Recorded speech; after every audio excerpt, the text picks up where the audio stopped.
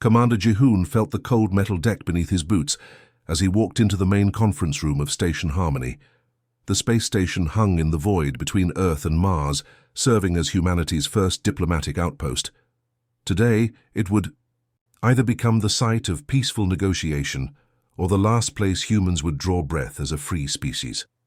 The Veltharians had arrived 3 hours ago in ships that dwarfed anything humanity had ever built. Their vessels stretched for kilometers, sleek and deadly, with energy signatures that made human scanners scream warnings. Now 5 of these towering aliens stood in the conference room, their blue skin shimmering under the artificial lights. Each Veltharian possessed 4 powerful arms, and their height forced them to duck slightly under the ceiling designed for humans. Ambassador Krell stepped forward, his movements fluid despite his massive frame. When he spoke, his voice carried the weight of countless conquered worlds. Commander Jihoon of the species called humans, I bring word from the Veltharian Empire. Your people have been judged and found wanting. Engineering Officer Mina shifted, uncomfortably in her chair, her tablet displaying readings from the alien ships outside. The power levels were beyond anything in human databases. Beside her, Medical Officer Tai-hyun kept his expression neutral, though his hands gripped his medical scanner tightly. Both officers had served with Jihoon for years, and they recognized the tension in his shoulders. Krell continued, his 4 arms gesturing with practiced authority. 17 civilizations have knelt before our might. The Zephyrian trade networks crumbled in days. The crystalline cities of Nexar Prime turned to dust. The proud warrior clans of Torvan begged for mercy before their final breath. His eyes, large and multifaceted like cut gems, fixed on Jihoon. Your species has 48 hours to surrender your homeworld's coordinates or face extinction. Humans are merely the 18th species to face this choice. The silence stretched for long moments. Outside the viewports, the Veltharian fleet maintained perfect formation, their weapon systems clearly visible and undoubtedly charged. Mina's tablet showed energy readings that could glass entire continents. The aliens had arrived with enough firepower to reduce Earth's major cities to radioactive craters within hours. Taehyun broke the silence first, his voice steady despite the circumstances. Ambassador Krell, may I ask what happened to those 17 civilizations? Are their people still alive? A sound that might have been laughter came from Krell's throat. Some serve as laborers in our mining worlds. Others proved too troublesome and were eliminated. The choice is always the same. Submit completely or face complete destruction. Mina looked up from her readings, her engineering mind already working on possibilities. And if we surrender our coordinates, what then? Your military forces will be disbanded, your governments dissolved, your most intelligent individuals will be relocated to serve the Empire's needs. The rest will work to extract resources from your world until it is depleted. Krell's tone carried no emotion, as if discussing the weather. This is the natural order. Strong species rule, weak species serve or perish. The 3 humans exchanged glances, years of partnership allowing them to communicate without words. They had all seen the same data, knew the same impossible odds. The Veltharian technology was centuries ahead of humanity's best efforts. Their ships moved faster, hit harder, and shielded better than anything in human space. But Commander Jihoon did something that surprised everyone in the room, including his own officers. He smiled, not a grim smile of desperate bravery or a weak attempt to hide fear. A genuine, calm smile that reached his eyes and seemed to fill the room with warmth. Ambassador Krell, on behalf of humanity, we respectfully decline your generous offer, Jihoon said, his voice carrying quiet confidence that made even the massive aliens pause. However, before you begin whatever process you use to eliminate stubborn species, we'd like to show you something first. Krell's forearms crossed in what might have been confusion or irritation. Show us what, human? Your primitive weapons? Your small ships? We have already scanned your capabilities. Jihoon stood slowly, his movements deliberate and unthreatening. Nothing so dramatic, Ambassador. Simply something that might interest you. After all, if you're going to destroy us, wouldn't you want to understand what made us different from those other 17 species? Mina felt her heart racing, but she trusted her commander completely. Taehyun leaned forward slightly, equally curious about Jihoon's plan. The Veltharians looked at each other, their alien expressions unreadable, but their body language suggesting surprise at this unexpected response. "You show no fear," Krell observed, his gem-like eyes studying Jihoon intently. "The others always showed fear." "Oh, we're terrified," Jihoon admitted easily. "But fear and surrender are two very different things. So, Ambassador, do you have a few minutes to see what makes humans tick? I promise you it'll be educational." Mina stepped forward to the central holographic display, her fingers dancing across the control interface with practiced ease. Around them, the space outside station, harmony began to shimmer and distort, as if reality itself was bending. What had appeared to be empty void moments before suddenly erupted with light as hundreds, then thousands of human vessels materialized from seemingly nowhere. Every single human ship you're looking at right now is connected through quantum entanglement. "Networks," Mina explained, her voice carrying the excitement of an engineer who finally got to show off her life's work. "When you fired that plasma cannon at our medical frigate, you weren't just attacking one ship, you were attacking all of them simultaneously." Ambassador Krell's forearms trembled slightly as he watched his tactical displays light up with warnings. Where moments before his fleet of 50 massive warships had been overwhelming a handful of human vessels, they now found themselves outnumbered by a factor of hundreds to one. The quantum signatures were unlike anything in Veltharian databases. Hyerin moved to another console, her communications array lighting up with data streams that connected every human vessel in an intricate web of information sharing. "We learned this technique from studying our own bodies," she said, pulling up a holographic display of human cellular structure. "Watch how white blood cells respond to infection."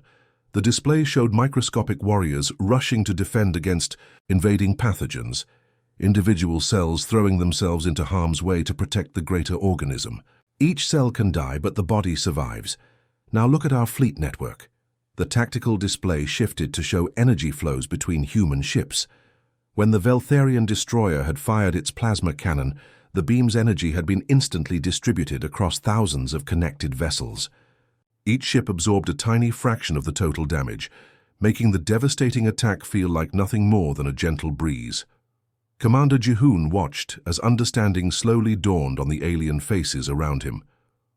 "You see, Ambassador, when you've spent thousands of years fighting diseases that could wipe out entire populations, natural disasters that could destroy continents, and yes, fighting each other in wars that nearly ended our species, you learn something crucial about survival." More human ships continued to decloak around the Veltharian fleet. Mining vessels from the asteroid belt, research ships from the outer planets, even civilian transports carrying families to distant colonies. Each one added its defensive capabilities to the collective network, creating an ever-strengthening shield that grew more powerful with every addition. "Adaptation beats raw power every single time," Jihoon continued, his voice carrying the weight of human history. "You build bigger guns, so we build better networks. You create stronger armor, so we develop smarter tactics. You bring 50 warships, so we bring 50,000 support vessels." Taehyun pulled up medical readings from the human fleet, showing how the distributed damage system actually made each ship stronger, rather than weaker. "In human medicine, we call this hormesis. Small amounts of stress actually strengthen the whole system. Your attack didn't hurt us, Ambassador. It made us more resilient." The Veltharian tactical officer, a creature even larger than Krell, spoke in rapid clicks and whistles to his commander. Jihoon's translation software picked up fragments: impossible defensive matrix, quantum distribution beyond our models, energy dissipation rates approaching theoretical limits. Krell's gem-like eyes darted between the tactical displays and the human officers explaining their technology. "This is not possible with your primitive science. Our scouts reported basic fusion drives and simple energy weapons." Mina laughed, a sound that somehow seemed to echo through the quantum network connecting all the human ships. "That's what we wanted you to see, Ambassador. We've been studying your previous conquests for months. The Zephyrians were traders who relied on economic pressure. The crystalline beings of Nexar were artists who built beautiful but fragile cities. The Torvan warriors fought with honor but individually. Hyarin picked up the explanation seamlessly. Humans don't fight fair, Ambassador. When we realized we couldn't match your firepower ship to ship, we changed the rules of engagement entirely. Why build one invincible vessel when you can make 1,000 ordinary ships share the load? The space around them continued to fill with human vessels of every conceivable type. Hospital ships bristling with defensive arrays, cargo haulers modified with quantum transmitters, even pleasure craft from Earth's vacation colonies, all connected. In an unbreakable web of mutual protection, Ji-hoon gestured to the growing fleet surrounding them. Every human settlement, every mining operation, every research station, every colony ship currently traveling between the stars, they're all part of this network now. Attack one, and you're attacking all of them. Try to destroy Earth, and you'll have to get through every human in the galaxy first. The Veltharian weapons officer spoke urgently to Krell, his translation coming through as warnings about energy feedback loops and cascade failures if they attempted to fire on the quantum-linked fleet. "We don't just survive, Ambassador," Ji-hoon said quietly. "We adapt, we connect, and we make each other stronger. That's what makes us human." Sun-ho moved to the primary tactical station, his hands flying across holographic controls that painted the space around them with layers of strategic information. Three-dimensional maps showed the positioning of every vessel within a light year of Station Harmony, and the picture they revealed was staggering. "Look at this from a military perspective, Ambassador," Sun-ho said, highlighting the Veltharian fleet positions in red. "Your ships are masterpieces of individual combat. Each one could probably destroy a dozen of our vessels in single combat. But notice something interesting about your formation." The tactical display zoomed in on the Veltharian fleet arrangement. 50 massive warships hung in perfect geometric patterns, each one positioned to provide maximum firepower coverage while protecting their flanks from conventional attack. It was textbook military doctrine, refined over centuries of conquest. "You're designed for overwhelming individual targets," Sun-ho continued, now highlighting the human vessels in blue. "But our ships are designed for something completely different. Collective survival." The human fleet formation looked chaotic by comparison. Ships of wildly different sizes and capabilities were scattered throughout the area, seemingly without any organized pattern. But as Sun-ho's display began showing the quantum connection lines between vessels, a different kind of order emerged. Every ship was connected to multiple others, creating a web of mutual support that had no single point of failure. Ambassador Krell's forearms moved restlessly as he studied the tactical information. His voice, which had carried such confidence earlier, now held a note of uncertainty that his officers had never heard before. "This changes nothing. We could call for reinforcements from the core worlds, our armada numbers in the millions." "What? You show me here is impressive, but we have conquered entire galactic sectors." Tae-hyun stepped forward, his medical scanner still in hand, but his expression was surprisingly gentle. "As do our civilian populations, Ambassador. Every human colony, every research station, every mining operation, every family transport heading to distant worlds, they're all connected to this network now." The medical officer activated a new display showing human population centers throughout the solar system and beyond. Mars colonies, asteroid mining stations, research outposts in the outer planets, generation ships carrying families to distant stars, and thousands of other human settlements scattered across dozens of star systems. Each location pulsed with the same quantum signature that connected the fleet around them. "Attack Earth, and you won't just face our military," Tae-hyun continued. "You'll face our entire species. Every human alive, from the youngest child in the Martian colonies to the oldest researcher on the edge of known space, they're all part of this defensive network now," Krell's tactical officer whispered urgently in their clicking language, his translation software struggling with rapid-fire military terminology. The gist was clear enough. "Sir, if their population centers are connected to their military network, attacking any target would trigger a response from their entire civilization." Herein moved to her communications console, her fingers dancing across quantum transmission controls. "Ambassador, we're transmitting something to your ships right now. Don't worry, it's not a weapon or a virus. It's knowledge." Data streams began flowing from the human vessels to the Veltharian fleet. The alien ship's computers, designed to handle military information and tactical data, suddenly found themselves receiving terabytes of completely different information. Medical databases containing treatments for diseases that had plagued the galaxy for millennia, agricultural techniques that could turn barren worlds into garden planets, terraforming technologies that could make hostile environments habitable. For multiple species, "We're sending you our medical databases," Hirin explained as the data transfer continued. "Treatments for quantum radiation sickness that your empire's expansion has probably encountered. Genetic therapies that could extend Veltharian lifespans by centuries. Surgical techniques that could restore function to damaged limbs, even for species with 4 arms." Krell stared at his ship's displays as information flooded their systems. Medical techniques that could heal injuries his people had considered permanent. Agricultural methods that could feed populations without strip mining entire worlds. Technologies that could turn the business of empire building from one of conquest to one of cooperation. "These are also our agricultural techniques," Tai Hyun added, highlighting sections of the data stream. "Methods for growing food in zero gravity in toxic atmospheres, in conditions where your people probably rely on nutrient synthesis. We've learned to grow real food anywhere life can exist. The terraforming data was perhaps the most valuable of all." Herein continued the explanation as more files transferred to the Veltharian ships. "Our terraforming technologies don't just make worlds habitable for humans. They can be adapted for any species' environmental needs. Imagine turning dead worlds into thriving colonies without having to conquer anyone." Krell's gem-like eyes darted between his tactical displays and the incoming data streams.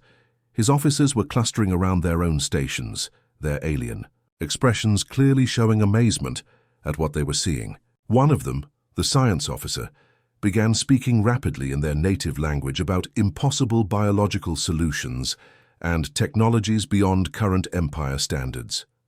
"We'd rather be your partners than your enemies, Ambassador," Hirin said simply. "We could fight and maybe we'd survive and maybe you would too. But imagine what we could accomplish together." The Veltharian commander stood silent for long moments, his forearms now hanging still at his sides, as he absorbed the implications of what he was seeing.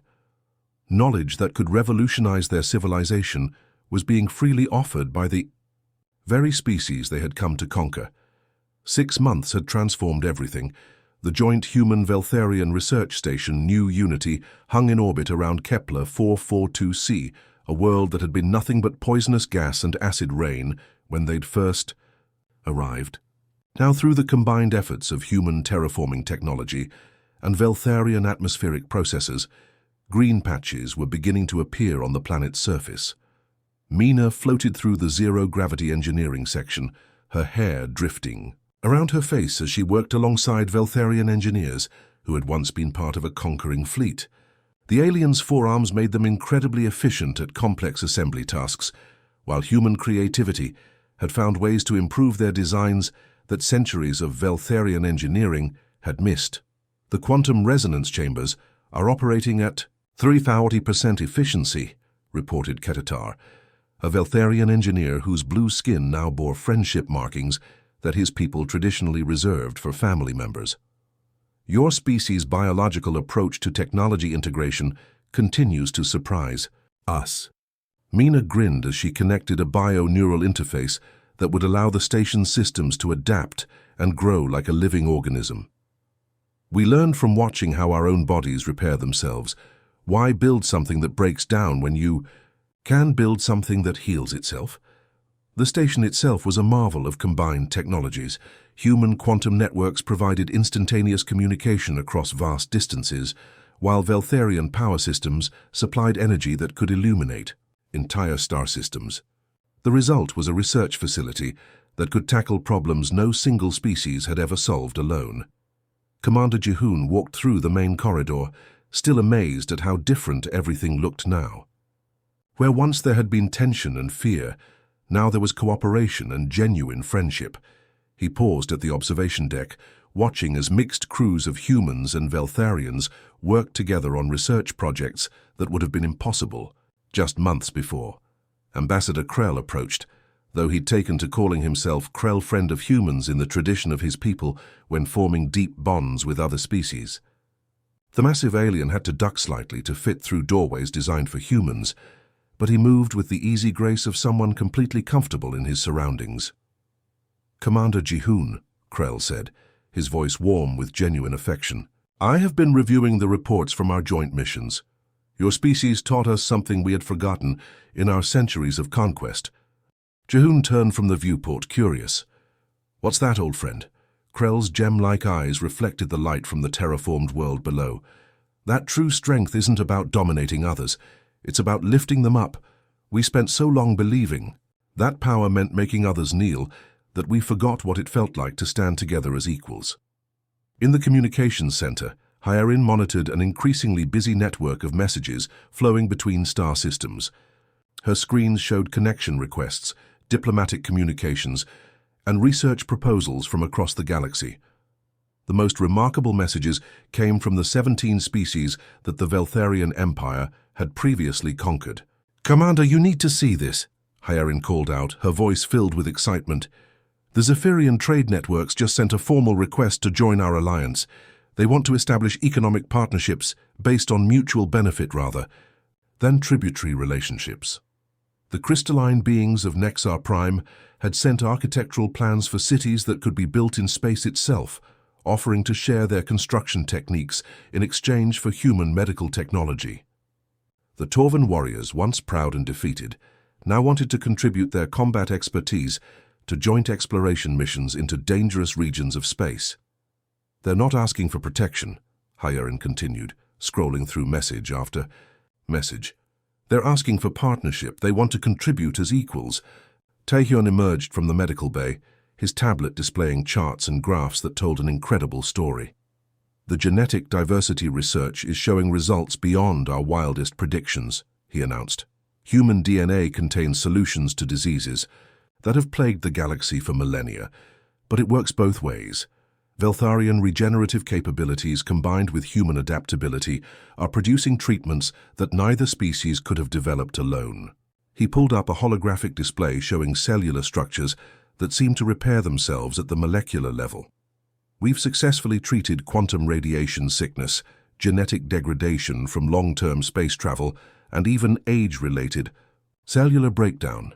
The applications are limitless." Sunho monitored the tactical displays from the command center, but instead of watching for threats, he was coordinating the launch of new exploration fleets.